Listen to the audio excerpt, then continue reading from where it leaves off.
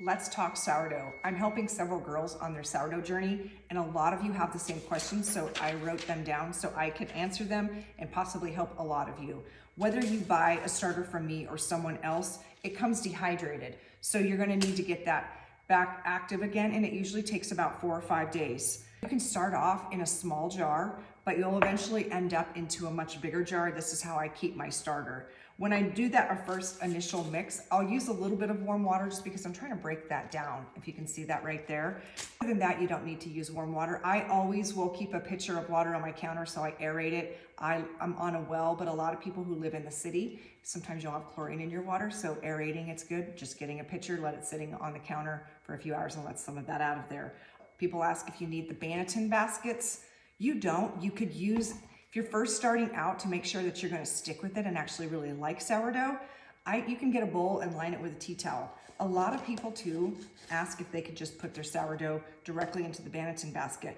You can dust it with flour and use it. I don't, because I don't want to have to take a little brush and clean it later if I get all the chunks in there. I like lining it with this, put my sourdough in it. They're already both dusted with flour because I'm getting ready to bake bread. Then when you store it in your fridge before you bake, you can just use a grocery sack, pop it in there like this. It's just so it doesn't take on any other smells.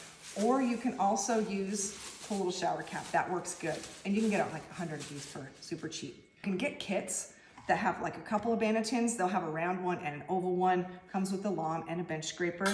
Fairly cheap. I have one down below that you can look at if you want to take a look at that. You're definitely going to want a digital scale that measures in grams because most of your sourdough recipes are in grams. When you're adding your flour and water each day to your starter to get it reactivated, you're definitely going to want to store it in a warm spot. I typically will put it in my microwave and I'll leave the oven light on so it creates a little bit of heat in here because you want to keep it above 75.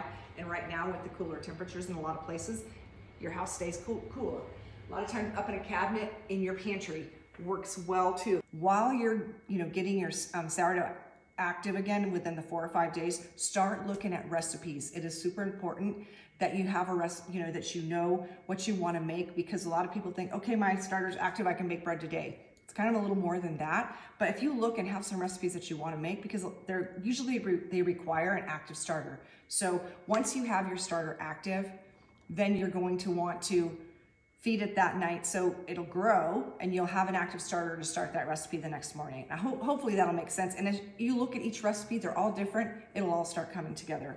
Storing your starter. Once you have an active starter, you can just store it in the fridge. Typically, if I want to make bread tomorrow, I'll pull my starter out today, let it come to room temperature, pull out of here what I need for my recipe in here, and then I'll feed this up in a cabinet, microwave, whatever, so they stay above 75 degrees. Then in the morning, this is ready for my recipe. A lot of times there's some left over in here when I measure out what I need. I'll just dump it back into my main jar, then I throw it in the fridge.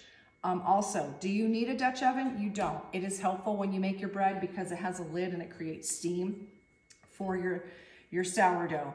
But hopefully some of these are, these questions really help because a lot of you had the same questions, and I thought if a lot of my friends who I'm helping and a few girls that I don't know have these same questions, and probably a lot of you do too. So hopefully these help, and reach out anytime. I'll help you with sourdough.